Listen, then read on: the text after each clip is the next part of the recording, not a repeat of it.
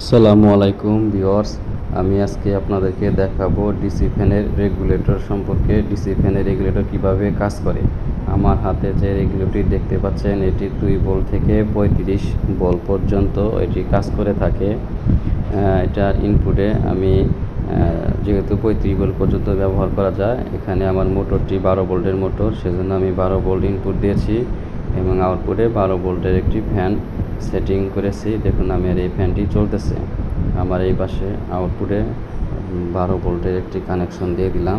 দেখুন এই যে মাল্টিমিটারে শো করাচ্ছি 12 ভোল্ট দেওয়া আছে। 12 ভোল্টে আমার এই মোটরটি সুন্দরভাবে ঘুরতেছে।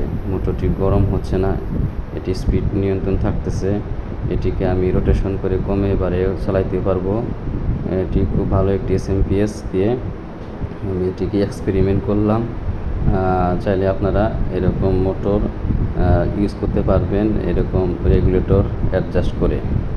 এটি বিএলডিসি মোটরের জন্য খুবই কার্যকরী একটি মডিউল।